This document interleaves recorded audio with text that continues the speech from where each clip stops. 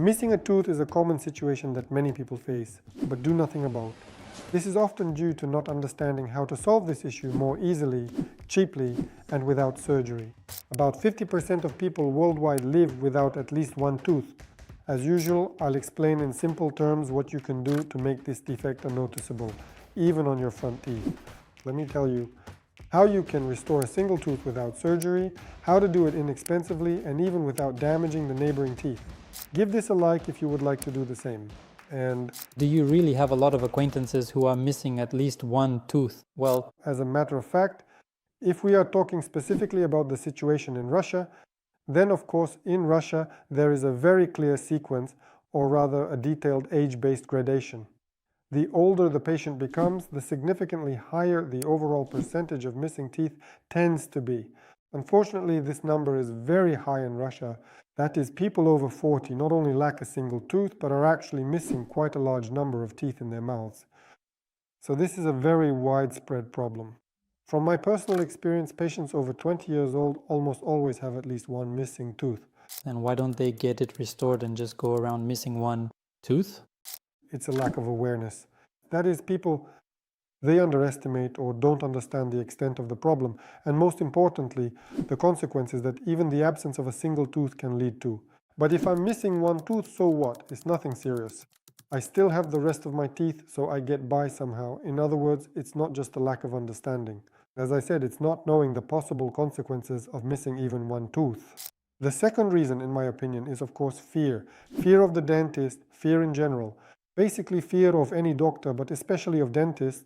This is a major stumbling block, and it's very difficult for patients to come in, to show this tooth, to talk about it, because they're always afraid that there will be some procedure, injections, interventions, and that fear. I think this is also a significant factor in decision making. And the third reason I would probably attribute to some financial or commercial aspect, that is, patients, again, due to not knowing, are unsure how much all of this actually costs. There is no understanding of the final price or, in general, how much it might cost. This also scares and stresses people out. Patients always have these associations in their minds that dental care is expensive, that dentistry is expensive. They either save up money or somehow try to find it, or knowing that it's expensive, simply don't go to the dentist at all. Let's imagine that one tooth is missing, and we decide to ignore this problem. The tooth was removed for some reason. We fell, got injured, and our tooth fell out. Or maybe it was so badly affected by cavities that it became completely unusable and had to be removed. Or sometimes it happens that our tooth never erupted at all and we just have this kind of gap. So what could happen? It might seem like nothing serious. There are still other teeth I'll manage. I still have something to chew with. But in reality, certain changes begin to occur, not only in the neighboring teeth, but also in the bone itself. The first thing that starts to happen, of course, is probably the most common overused phrase: nature abhors a vacuum. The two neighboring teeth having this gap will slowly start to move together to close up that space. That's the first thing. Second, a tooth may begin to protrude. The antagonist, meaning the tooth above or below, the one we chew with. So, seeing this empty space, it starts to move toward it, thereby extending or growing even more. In essence, coming out of its saddle, so to speak, or its proper place. The first thing that can happen is shifting. The second, of course, is bone loss. That is, where the bone isn't being used, it will inevitably start to recede. So, what does it mean for the bone not to be working if there is no implant there, if there is no natural tooth? When we live our daily lives, the bone functions under load, and the bone, realizing that it is needed here, remains plentiful. But when that tooth is missing and there is no load on that area at all, of course the bone gradually starts to thin out at first, and then it simply begins to recede. And accordingly, of course, we can see here that not only does the bone recede, but it even looks as if the gum itself becomes smaller. In reality, of course, it is the bone that recedes first, and then, naturally, the gum as well. These are the main insidious reasons that the absence of even a single tooth can lead to. The most systemic problem, which will progress further if nothing at all is done, is of course an overall change in the bite. That is, the bite will begin to change even because of just one missing tooth, since the entire facial system will start to adapt to this single absent tooth. Also, if you ignore a missing tooth, then of course the most everyday and practical issue is that the treatment itself becomes more complicated. That is even later if we're talking about when our adjacent teeth start to move closer together. Then the treatment becomes more complicated, meaning that first, with the help of an orthodontist and braces, we have to move the teeth apart before we can place an implant or a crown there. That's why the treatment also becomes more complicated if you don't do anything about the missing tooth, and this leads to further consequences. In addition to making things more complicated, of course, it also increases the overall cost of the work, meaning that restoring such a tooth will be more expensive. Timely restoration of a single tooth will save you time, money, and nerves. First and foremost, if you don't want to overpay for dental treatment, leave a comment below. The cost and what options are available to restore a single missing tooth.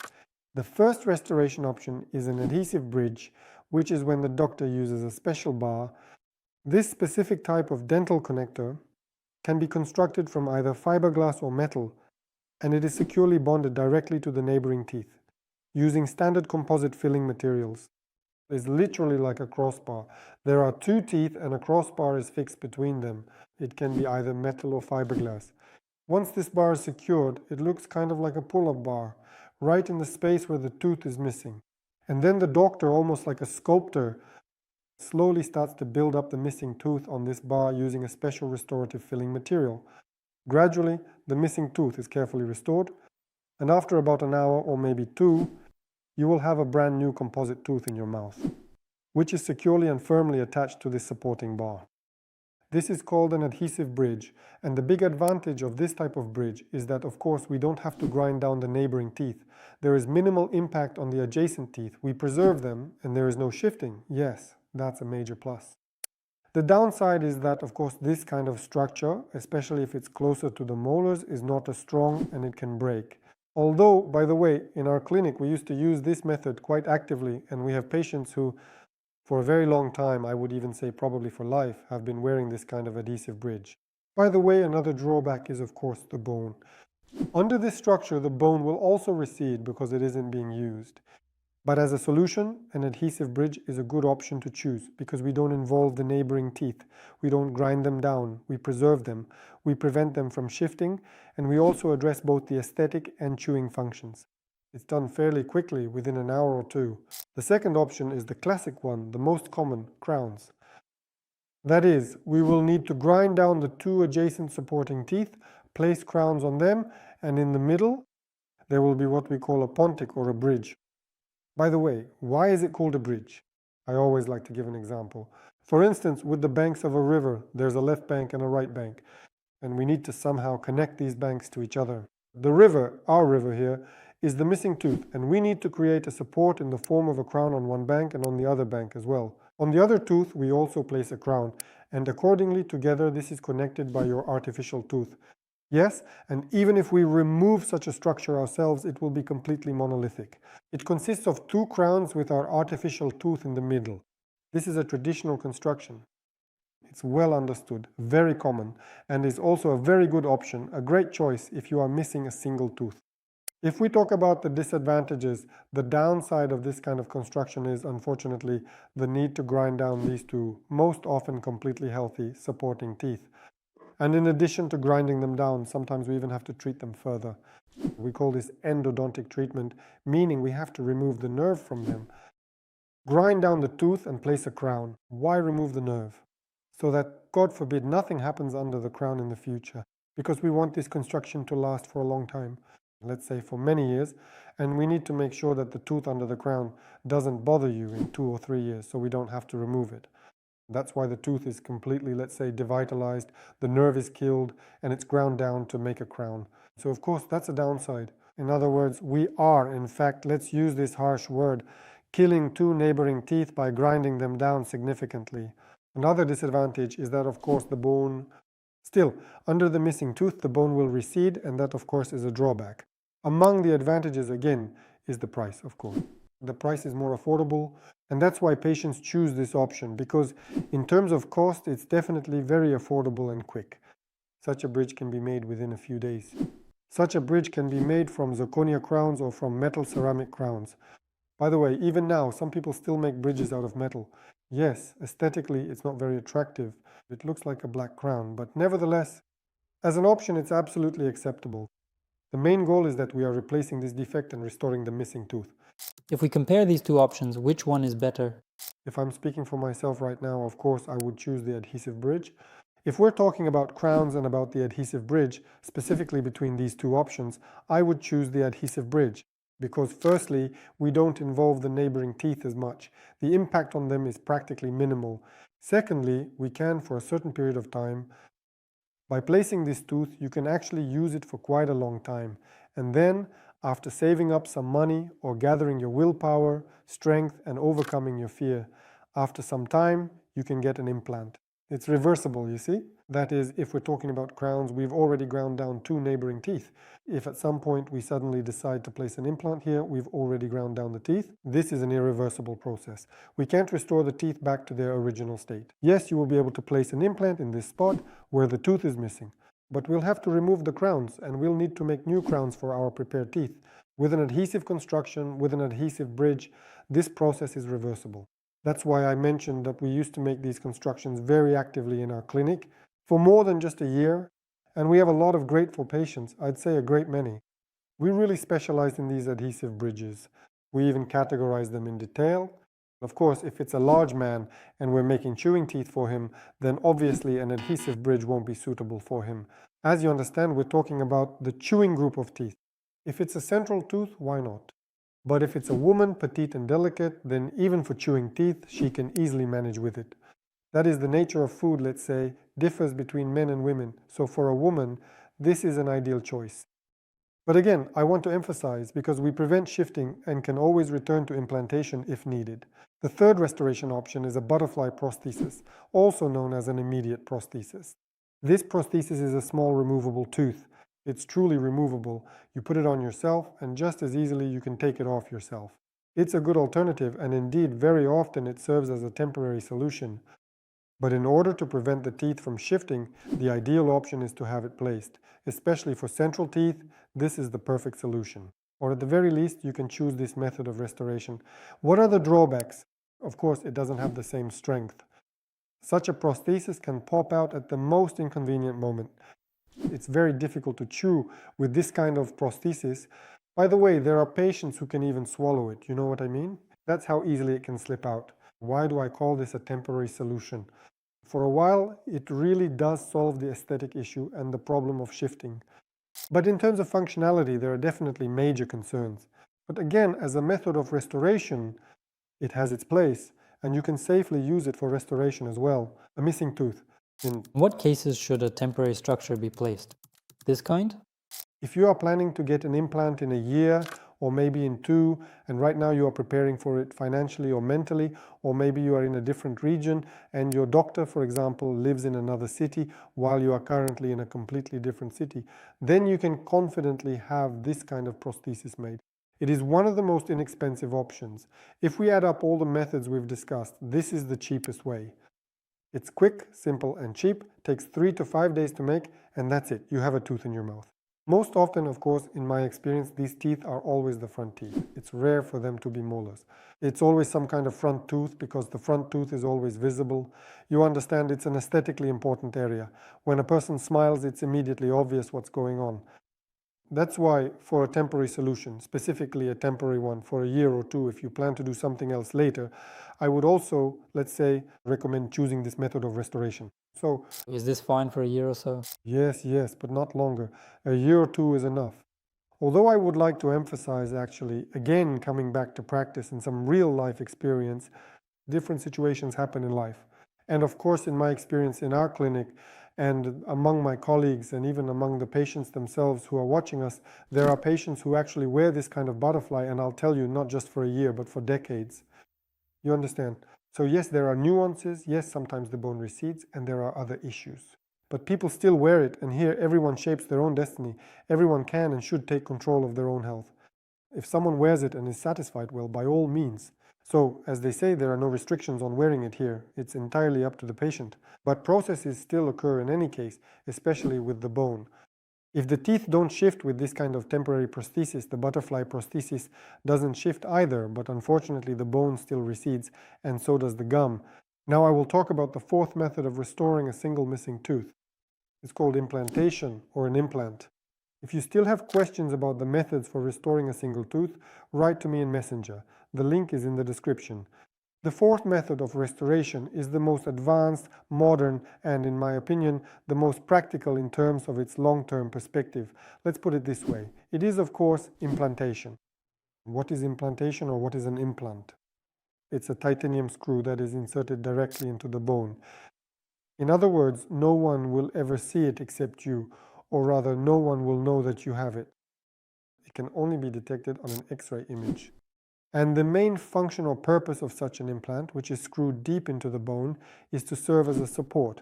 So this is your surgically placed artificial tooth root, onto which a customized dental connector piece will later be securely attached, connecting the future crown or your permanent replacement tooth. This is called the abutment, so implant, abutment, and crown. That's what is referred to as implantation.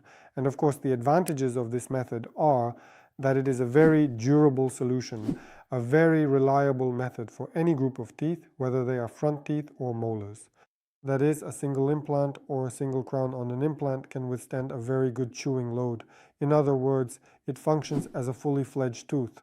And if we talk about any drawbacks, well, of course, one downside could be, once again, the financial aspect of the matter. Yes, it does require a certain financial investment or outlay, but that is unavoidable. So it is definitely more expensive than other restoration methods. But as I said, it is one of the most reliable and one of the most reasonable options. Another drawback can be the time frames involved. That is, while other methods can restore a missing tooth literally within a few days, and some even within a few hours, with implantation of course, it's a different story. Here you'll have to wait from 3, and in some cases up to 6 months before you have a finished tooth. So from the moment the implant is placed to receiving the finished tooth, it takes 3 to 6 months. This can also be considered a drawback. Why does it take so long? Because the first stage is to place the implant. We screw it into the bone, and according to protocol, we need to wait. According to the generally accepted rules, you have to wait 3 to 4 months. This is so the implant can integrate properly. Because this is, let's say, a natural biomechanism. We can't just place the implant and immediately put on the crowns. In other words, we need to wait. Otherwise, if we load such an implant with a crown, it will simply fall out. That is, it will be unstable there. You know, you can compare it to something. Here's the roughest example. Cement. When we pour something with cement, let's say we pour posts in our garden, fill them with cement, and we can't shake that post. It's the same when we place an implant. You can't touch it right now until the cement sets. And you remember, if God forbid, if we wiggle the post for 2 hours, the cement loosens up. Even though it seemed like the cement had already set, but we moved it just a little, a bit of play appeared, and that's it. Our post is now loose. This is of course a rough example, but it's roughly the same idea. It's necessary for the cement, our bone, to fully recover after implantation and to grow into our implant as a solid monolith. But what should I do if I want to restore a front tooth with an implant? Will I have to wait 6 months? With central front teeth or in an aesthetically significant area. That is the area that's always visible when you smile. Of course, there are different options. Option number 1. We place the implant, achieve what's called torque, the necessary force with which the implant is set, and we can make a temporary crown directly on this implant. But this will be a completely non-functional tooth. You won't be able to chew with it or put any load on it. But as far as aesthetics go, we will restore it for you within, let's say, a few days. But this tooth is not functional. However, very often when such teeth are placed, patients still end up chewing with them. Not intentionally, but instinctively, unconsciously, by accident, they forget and bite into something, and this will later affect the implant. That's why it's better to place it and let it integrate, rather than putting a crown on it right now. This problem can also be solved with a butterfly prosthesis, meaning you can make some kind of temporary removable structure while the implant is being placed. And a temporary structure was made. Why not? Also, some people make the same kind of adhesive bridge, meaning they build up a tooth on a beam between these teeth, so there are options in any case. They make different structures, temporary ones, so the prosthodontist during your appointment will usually select the right one for you. If you have an urgent need or a critical situation where you can't go without a front tooth, I assure you that the prosthodontist will find an alternative for you so that they can let you go, say, the next day with some kind of temporary solution, some kind of temporary replacement for the missing tooth.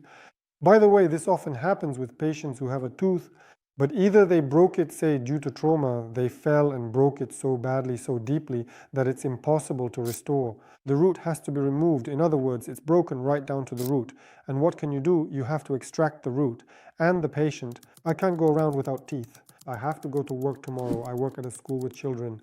Or I work with people. It's public work. How am I supposed to be without teeth? And of course, in these cases, we almost always try to do something. Well, not exactly invent something, but we try to solve this problem. And literally, one day is enough for us, sometimes 2 at most, to solve this problem. And we let the patient go, with teeth, but with an implant. The main idea, or the essence of this video, is that all of the suggested methods are good. It doesn't matter which method you choose. The most important thing is that you replace this defect. So don't forget about your lost tooth, or don't ignore this problem that you have. Be sure to consult dentists or visit dental clinics. Stay healthy and take care of yourself.